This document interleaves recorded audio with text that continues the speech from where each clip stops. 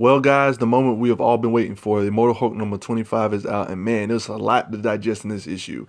And I'm not gonna lie, I was a little skeptical about this cover because I thought it was just a cover, but in all honesty, as powerful as the Hulk has gotten in this issue, and you're gonna see why in a couple bit, this cover is appropriate for what is about to transpire in this.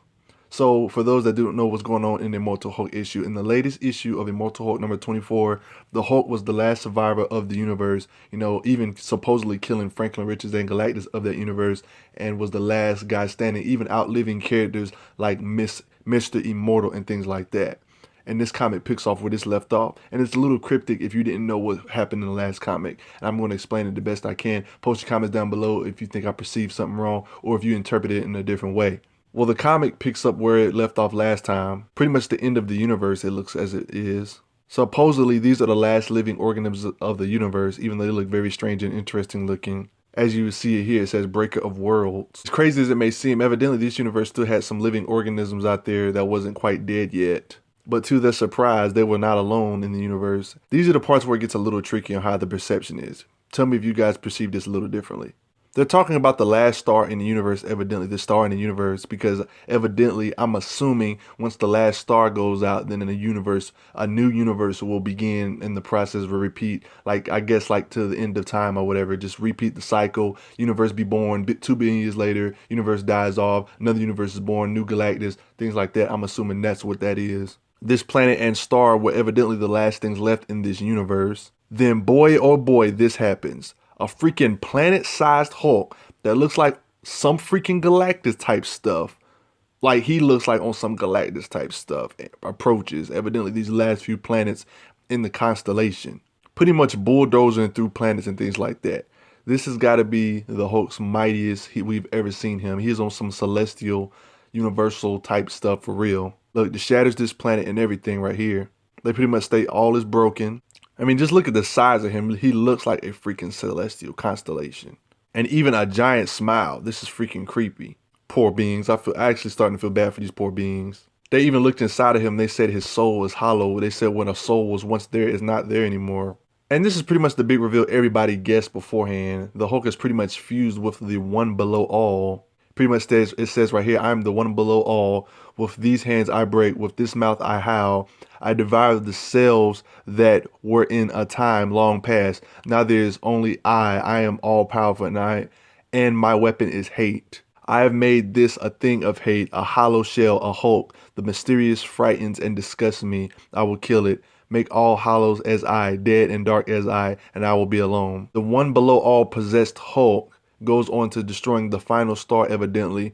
And he's this big to the point where evidently he can grab the star in his actual hand. He's that freaking big. This is another part where it gets a little tricky. It says the tiding fly is born with death from the clutching of the manipulators as their host body collapses internally. It lifts its head heavily with hideous knowledge. And this is a little strange. It says, and then the last life in the cosmos vanishes on a journey 10 billion years deep, and only the breaker of worlds is left in this universe, alone with what is broken. Then evidently it goes back. I don't know if it goes forward in time to a new universe or goes back in time to this, and it says, I'll be back. Then the morn is new. And then you see this fly that we saw in the, in the vision. It says, and I'll have more ideas for you, and you'll have things like to do. That little orange thing we saw in the earlier parts of the comics right here. See these little crystals right here?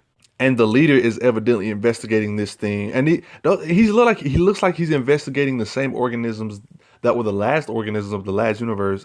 They could have lived on, or they lived up to the next universe, kind of on some Galactus reincarnation type stuff. Is that what it is? I'm not sure myself, but I will say this issue was insane, and it's what I expected. The Hulk actually fused with the one below all, becoming a celestial being for sure, being the size of planets and literally crushing a star in his hand.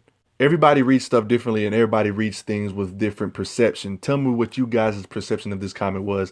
I perceived that the Hulk, possessed with the one below all, finished off the remains of this remaining universe by killing the last living organism and dying out the last star. And then when he killed that last little fly, that fly took a journey through time or something like that to get to where the leader is or something like that. It's a little confusing, I'm not gonna lie. But what do you guys perceive it like? What is your theories on it? Am I completely wrong and you got a whole different reading out of this?